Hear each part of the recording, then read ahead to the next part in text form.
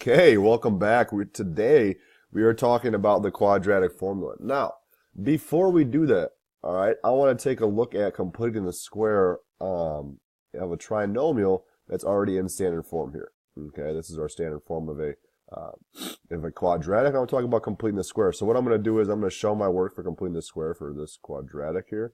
And then you don't have to write anything down. I'm just going to talk through it. But I just want you to pay attention. Okay. So here we go. So I'm completing the square here. Okay, when I complete the square, my first step is divide everything by a, right? So I have x squared plus b over a plus, and I move that negative c over a to the other side. Now, in order to figure out what I'm going to add here, I have to do my middle term divided by 2, my b term divided by 2. My b term is b over a over 2 squared.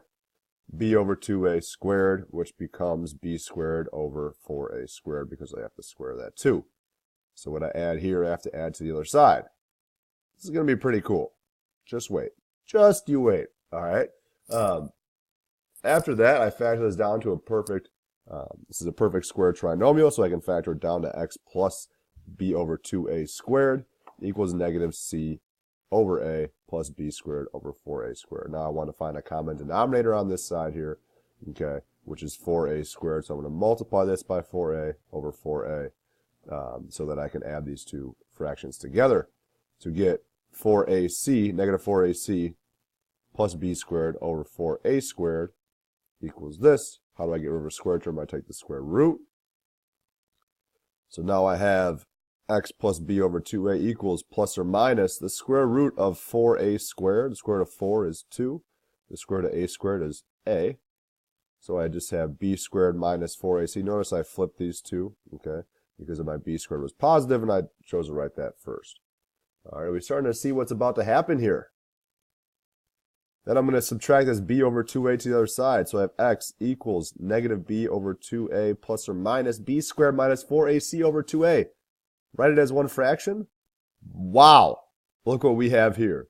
Negative b plus, or opposite of b, plus or minus square root of b squared minus 4ac all over 2a. What is that? Hopefully you should recognize what that is. That's our quadratic formula. Isn't that neat? I bet you didn't see that one coming. That's our quadratic formula. So,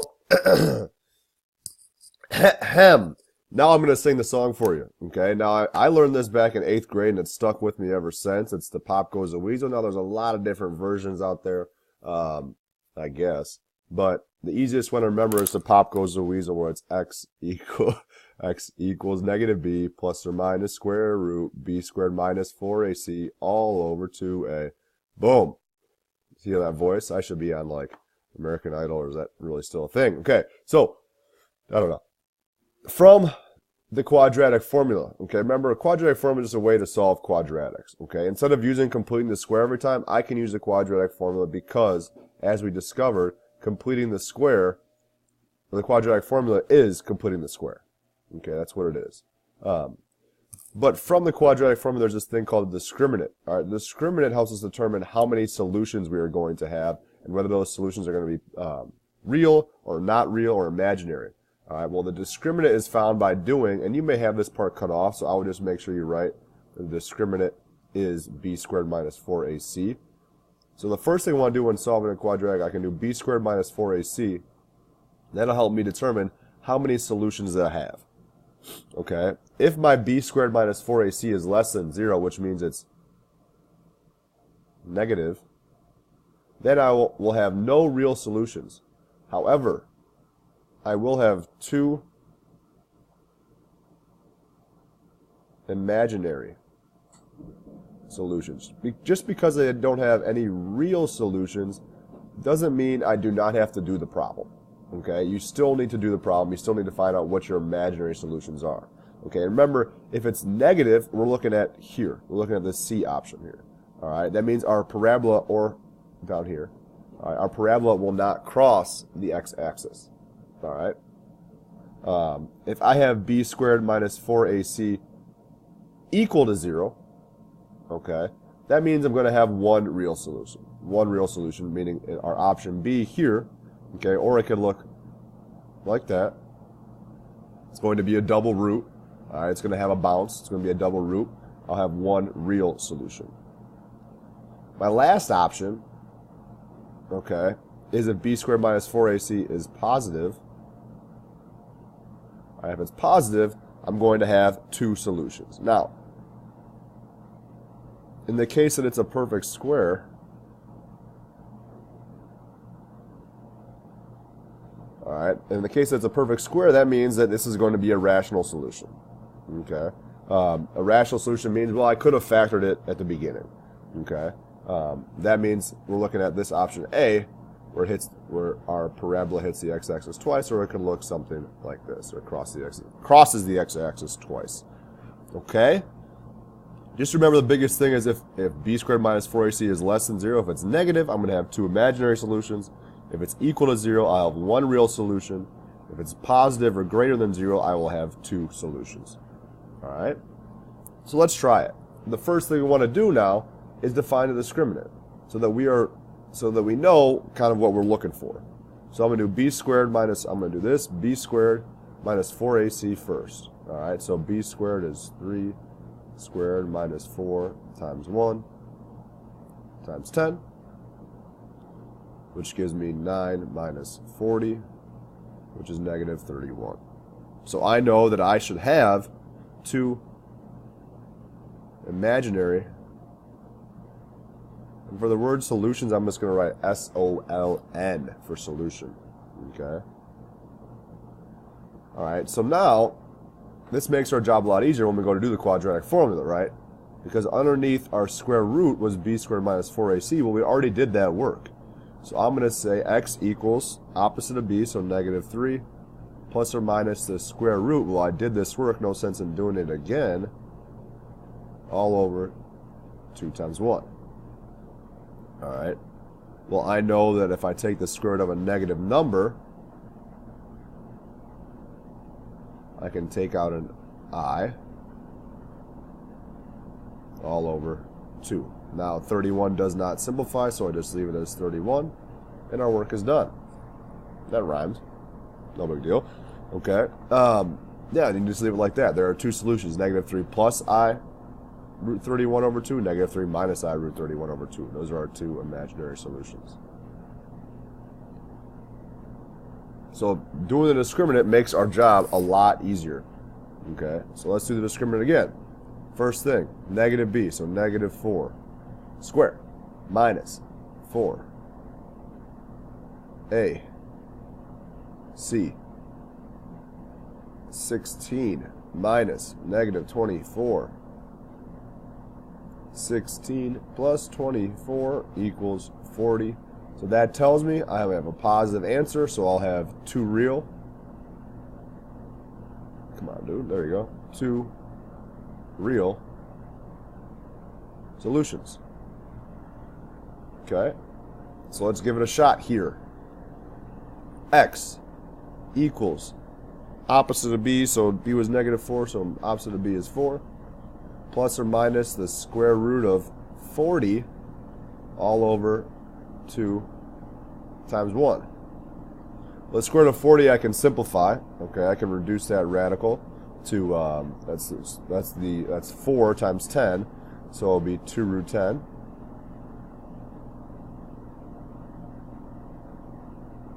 Oh boy, all over 2.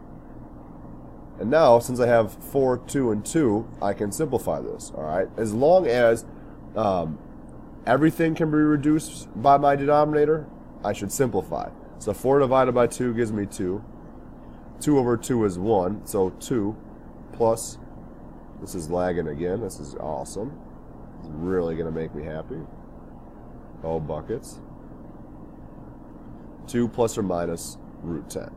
Okay, remember, 4 and 2 must be, I must be able to reduce that by 2, or by my denominator. Okay, I can't just reduce my first number by the denominator and just leave the second number as the same. Okay, that would not be fair. Just wouldn't be fair. Let's try the next one, because we're having so much fun, obviously. Mr. McConey, what do you do on the weekends? Well, you know what? I like to sit on my couch, put on a movie, and make some pre-calc videos. What else would I be doing? you know. So I have b squared, which is 6, minus 4ac. Remember, we're doing this because we want to make our life easier, and we want to know what we are looking for. So I have 0, which means I'm going to have one real solution. Alright. If you hear that noise in the back, sorry, that's my dryer. Yes, it's very loud. It's very annoying. Solid. So,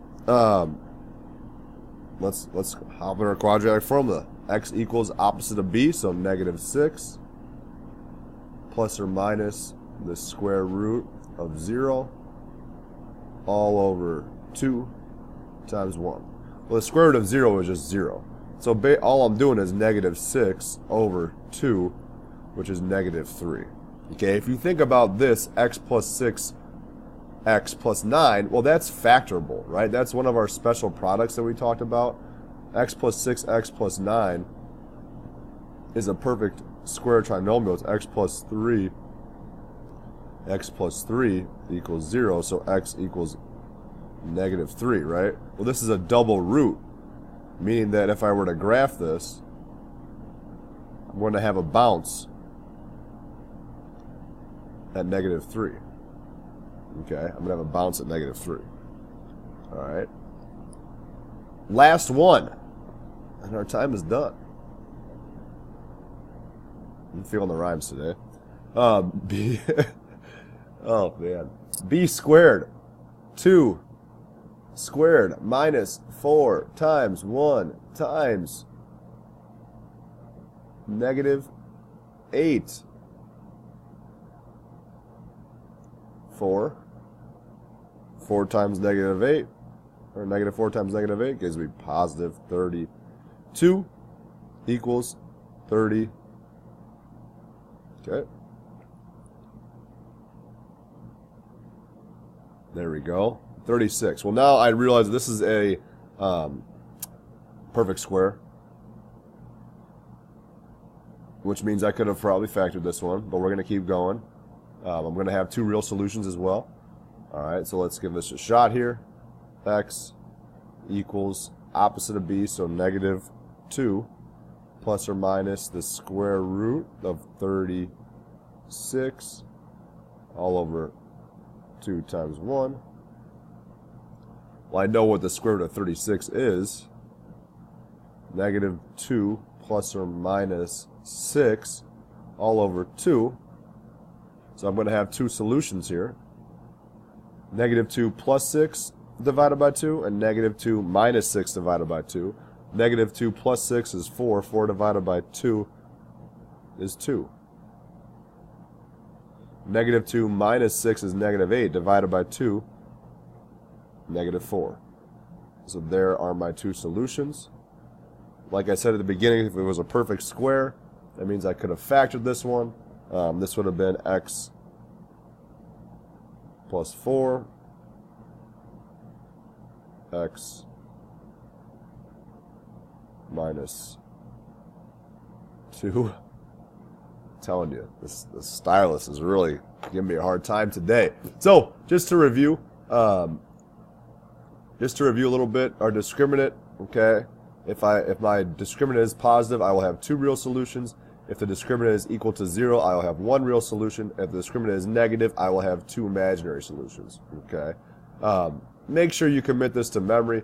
Commit that song to memory too. Go ahead and rewind it. I know I'm about to get a record deal. I'm a pretty good singer, just in case you didn't realize that. Obviously, now you know. The secret is out. Hope you enjoyed today's video. Hey, guess what? You can go around and tell your friends. I can show you how the quadratic formula is proved, since we just did it here by completing the square. Now that is neat. Alright, that's it for today.